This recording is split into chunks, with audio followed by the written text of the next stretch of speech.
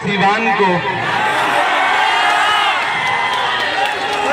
जब आप सीवान में खड़े होने का एहसास करते हैं तो ऐसा लगता है कि जैसे आप सीवान नहीं बल्कि हिंदुस्तान का जो असल दिल है वहां खड़े हैं। मैं सीवान में खड़ा हूं, बहुत मुश्किल से आपके बीच पहुंचा हूं क्योंकि रात से बुखार है लगातार।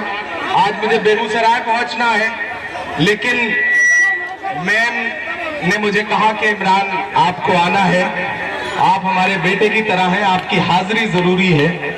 तो मैं उनका हुक्म नहीं टाल सका, मैं उनका हुक्म पूरा करने के लिए यहाँ पर हाजिर हुआ।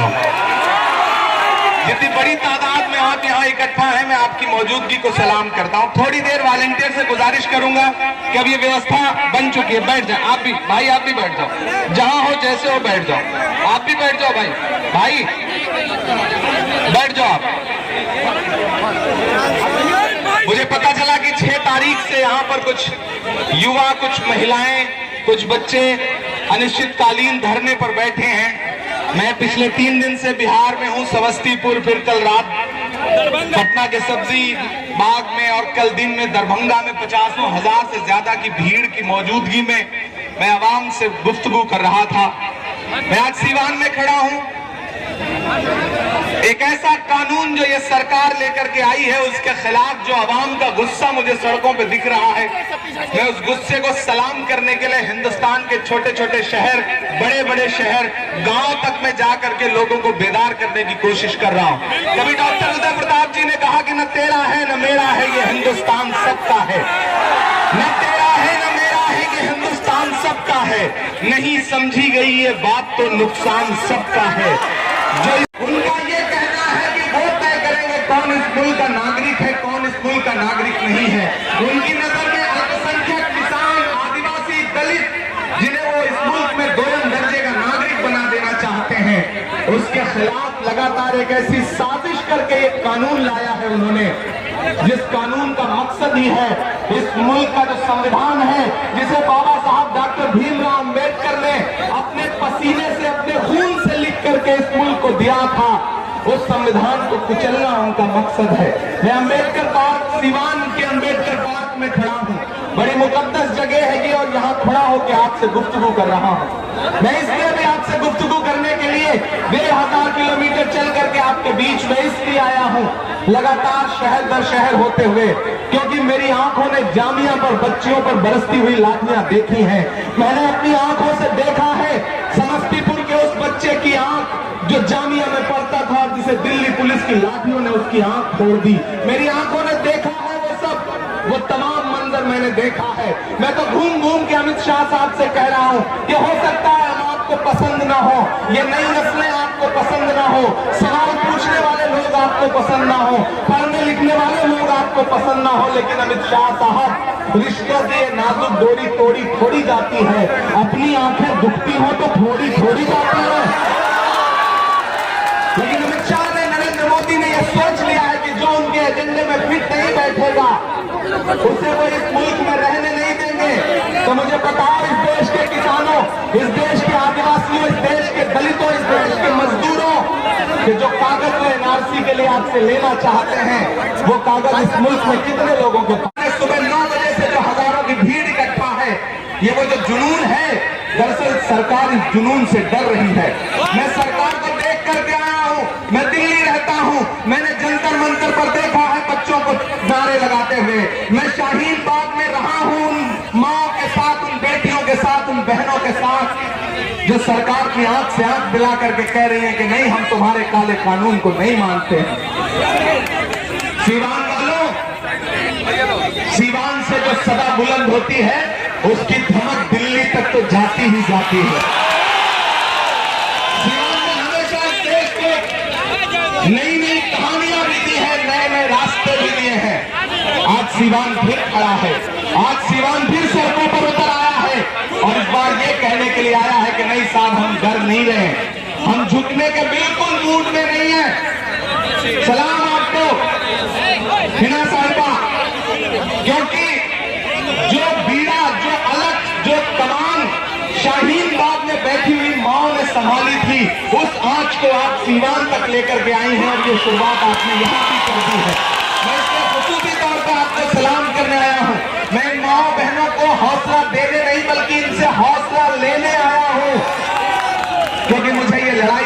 आगे तक जाके लड़नी है।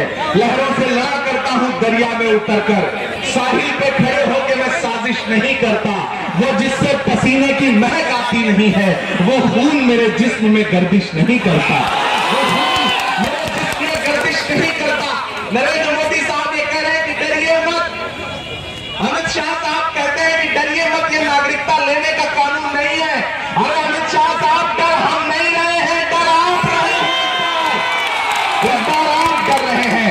दरअसल आपसे गलती हो गई है, गलती हो गई है। तानाशाह साहब, स्वीकार करिए गलती को, आपसे गलती हो गई है। ये आवाज तो गली मोहल्लों से निकली है, जो सड़कों पर उतर आई है, जो हिंदुस्तान के गली गली कोने कोने शहर दर शहर दिख रही है। अब ये बंद होने वाली आवाज नहीं है। मैं तो अलग ऐलान घूम करके पूरे हिंदुस्तान में कह रहा हूं कि किताब सादा रहेगी कब तक, कभी तो आगाज बाब होगा। किताब सादा रहेगी कब तक, कभी तो आगाज बाब होगा। जिन्होंने बस्ती उजाड़ डाली, कभी तो उनका हिसाब होगा। और आज वैशाली आ रहे हैं शायद अमित शाह साहब। दो फर्क है मीडिया के साथियों, इस कानून का विरोध करने वालों और इस कानून का समर्थन करने वालों के बीच का एक बुनियादी फर्क आपको बताता हूं। जो इस कानून के विरोध में है, आप देख लेना, उनके हाथों में इस देश का झंडा है, तिरंगा है। लेकिन जो इस कानून के समर्थन में है, उनके हाथों में भारतीय जनता पार्टी का झंडा है। इसलिए आप समझिए कि कौन संविधान के साथ खड़ा है, कौन देश के साथ खड़ा है और कौन एक पार्टी को बचाने की लड़ाई लड़ रहा है। मेरे भाई, दरअसल सरकार ने बड़ी चालाकी से खेल खेला था। उसने सोचा था कि सीएए नाम का कानून लेकर के आएंगे वो, और उसके बाद देश के हिंदू भाइयों को ये समझा देंगे कि नहीं, ये तो पाकिस्तान, बांग्लादेश और अफगानिस्तान के जो धार्मिक अल्पसंख्यक हैं, उनको हिंदुस्तान में बसाने का कानून है। लेकिन मैं आपको बताऊं कि अमित शाह साहब ने, नरेंद्र मोदी ने जो झूठ बोलने की कोशिश की थी, डिजिटल मीडिया का जमाना है, युवा बहुत चालाक हो गया है, बहुत समझदार हो गया है। वो इतना समझदार हो गया है कि पिछले 6 साल से नरेंद्र मोदी की पॉलिटिकल इंटायर साइंस की डिग्री मांग रहा है, लेकिन वो दिखा नहीं पा रहे हैं। वो इतना समझदार हो गया है कि स्मृति मैडम का 10वीं का सर्टिफिकेट मांग रहा है, लेकिन वो दिखा नहीं पा रहे हैं। उन्होंने सोचा इस कानून का नाम लेंगे, और जिस तरह बाबरी मस्जिद और राम मंदिर के नाम पर 30 साल सियासी रोटियां सेंकी थी, उसी तरह से आने वाले 30 साल तक एनआरसी और सीए का नाम लेकर के रोटियां सेंकेंगे। लेकिन मैं आपकी जानकारी के लिए बताऊं, उनका झूठ बेनकाब करूं कि जो कानून लाने की वो बात कर रहे हैं, दरअसल वो कानून भारत में 1955 से पहले से ही मौजूद है। वो कोई तीर नहीं मार रहे हैं, 1955 से ही नागरिकता देने का एक कानून भारत में मौजूद है। और तो और मीडिया के साथी मेरी बात नोट करें कि पिछले 6 साल में नरेंद्र मोदी जी की सरकार ने पाकिस्तान, बांग्लादेश और अफगानिस्तान के साथ साथ बाहर के 4000 से ज्यादा लोगों को नागरिकता दी है। उसी कानून की बुनियाद पर आज वो कह रहे हैं कि हम मुसलमानों को नागरिकता नहीं देंगे। बस, तो मैं नरेंद्र मोदी साहब से पूछना चाहता हूं कि जो पिछले 6 साल के अंदर आपने अदनान सामी और सलमा आगा को नागरिकता दी है, वो आपके कौन से रिश्तेदार हैं? वो भी तो मुसलमान हैं। दरअसल देश को बेवकूफ बनाना बंद करिए, देश से झूठ बोलना बंद करिए। आप झूठे हैं। योगेंद्र बहुत अच्छी एक बात कहते हैं कि इस देश ने बड़े निकम्मे प्रधानमंत्री देखे हैं, बड़े खराब प्रधानमंत्री देखे हैं, लेकिन इतना झूठा प्रधानमंत्री आज से पहले कभी नहीं देखा है। नरेंद्र मोदी साहब रामलीला मैदान में खड़े होकर के मोदी लीला करते हुए ये बताते हैं कि नहीं, देश में एनआरसी पे कभी बात ही नहीं हुई, देश में कोई डिटेंशन सेंटर है ही नहीं। नागरिकता साबित करो। ये तो नागरिकता देने का कानून है, नागरिकता लेने का कानून नहीं है। लेकिन जब अमित शाह साहब क्रोनोलॉजी समझाते हुए ये कहते हैं कि सीए को एनआरसी से अलग रख ही नहीं सकते, ये तो दोनों साथ होने के लिए ही लाए गए हैं, तब दरअसल असली खेल समझ में आता है। लेकिन इस बार चाणक्य फंस गया है। चाणक्य की सारी चाणक्यई जो है ना, वो झारखंड में घुस गई। चाणक्य ये सोच रहा था कि एनआरसी ला करके बंगाल जीतेगा, लेकिन दरअसल गलती वही हो गई। असम में जो 19 लाख लोग नागरिकता से बाहर हुए, उसमें 15 लाख के आसपास हिंदू भाई हैं, महज 4 लाख मुसलमान हैं। लगेगी आग तो आएंगे घर कई जब में। यहाँ पे सिर्फ हमारा मकान थोड़ी है और सभी का खून है शामिल यहाँ की मिट्टी में।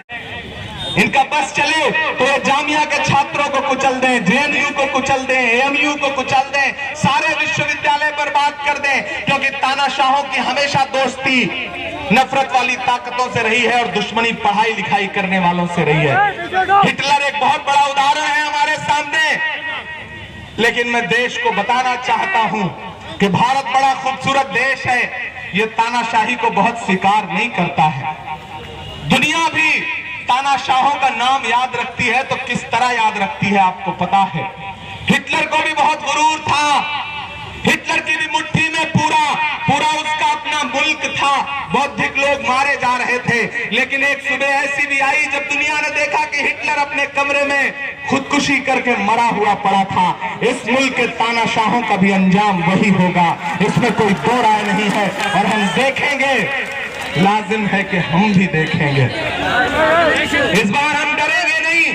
तुम्हारे पास गोली है, बारूद है, आंसू गैस के गोले हैं, तुम्हारे पास डंडा है, तुम्हारे पास एक काला कानून है, तो नरेंद्र मोदी साहब, अमित शाह साहब, हमारे पास तिरंगा है, हमारे पास हौसला है, जुनून है।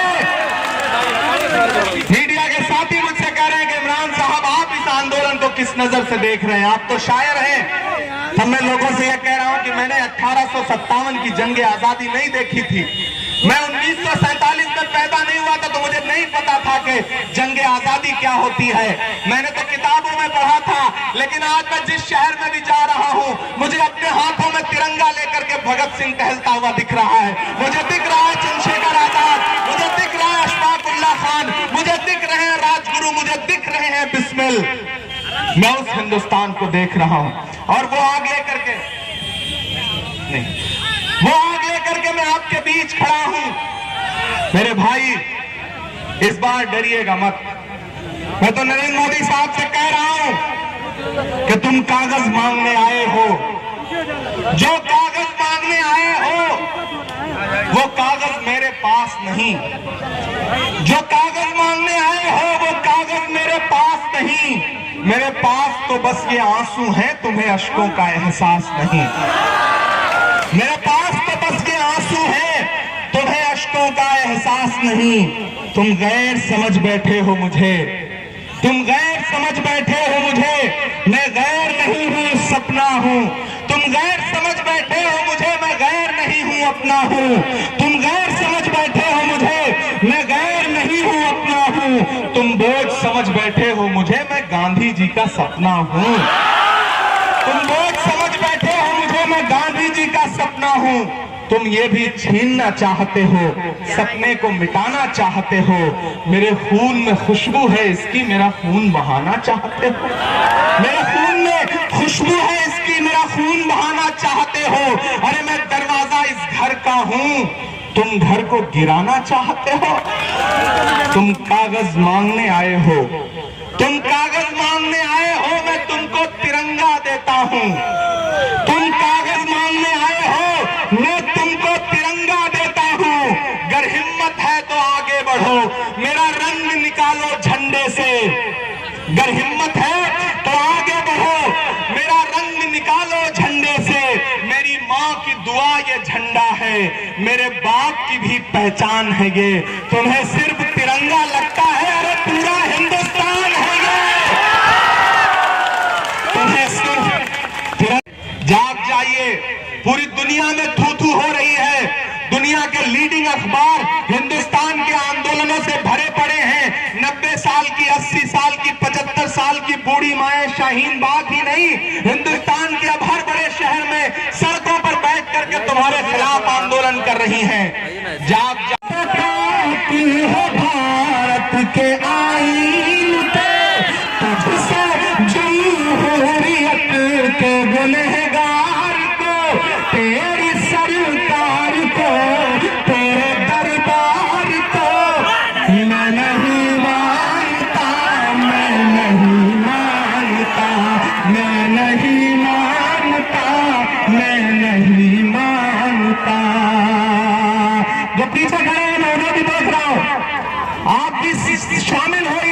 क्योंकि सब मिलकर आवाज लगाए तो कुछ चांद पे रोक पड़े। मैं तन्हा जुगनू हूं, मेरे चिल्लाने से क्या होगा। आपको भी साथ देना है, वहां जो खड़े हैं उन्हें भी साथ देना है कि सिर्फ मसले नहीं मजहब दीन के, तुम तो कातिल हो भारत के आईन के। तुझसे जमहूरियत के गुनहगार को, तेरी सरकार को, तेरे दरबार को मैं नहीं मानता, मैं नहीं मानता, मैं नहीं मानता, मैं नहीं मानता। के ख्वाब तू देखने लग गया कौन से। अमित शाह साहब कहते हैं डरिए मत। अरे मोटा भाई आपका छोटा भाई आपको बचा रहा है। ख्वाब तो देखने लग गया कौन से, तेरी ख्वाहिश है अब सब रहे मौन से। बात इतनी सी है कोई समझाइए, हमने झेले हैं दुनिया में फिरौन से। हमने झेले हैं दुनिया में फिरौन से। तेरा इस झूठ के डर के व्यापार को, तेरी रफ्तार को, जुल्म की धार को मैं नहीं मानता, मैं नहीं मानता, मैं नहीं मानता। मैं हर तरफ कि हम तलाशों का मातम मनाते रहे, तुम सियासी बिसाते बिछाते रहे। खून के कत्ल गारत के बाजार को हमसे बस सब्र ही के तलबगार को मैं नहीं मानता, मैं नहीं मानता, मैं नहीं मानता, मैं नहीं मानता। और मेरे भाई बहुत लंबा सा सफर तय करके आगे जाना है। मुझे बुखार था लेकिन सिवान में ये गर्मी है कि ये बुखार उतार देता है अच्छे अच्छों का। तो मैं तो चली ये देखिए इतना पसीना हुआ कि बुखार उतर गया। हालांकि आपकी मोहब्बतों ने मेरा बुखार उतारा है, वरना सिवान तो कई अलग तरह से बुखार उतारता रहता है। सलाम है आपकी मौजूदगी को। मैं 4 मिसरे आखिर में पढ़ देता हूँ। की पहचान नहीं ले सकते हो मुझसे, मेरे होने की पहचान नहीं ले सकते हो। जब तक रब ना चाहे मेरी जान नहीं ले सकते हो। जब तक रब ना चाहे मेरी जान नहीं ले सकते हो। मेरी सांसों में चलती बारूदें तो भर सकते हो। ये पूरा सिवान बोल रहा है। मेरी सांसों में चलती बारूदें तो भर सकते हो, लेकिन तुम मुझसे मेरा ईमान नहीं ले सकते हो। लेकिन तुम मुझसे मेरा ईमान नहीं ले सकते हो। वो पासपोर्ट जिसको लेकर के जब मैं लंदन में उतरता हूं तो अंग्रेजी हुकूमत मुझे कहती है कि आप भारत गणराज्य के नागरिक हैं। अंग्रेजी हुकूमत मानती है। अमेरिका में न्यूयॉर्क में उतरता हूं तो अमेरिकी हुकूमत मानती है कि मैं भारत गणराज्य का नागरिक हूं। वो पासपोर्ट तय करता है। लेकिन अमित शाह साहब का कहना है कि वो पासपोर्ट भी आपको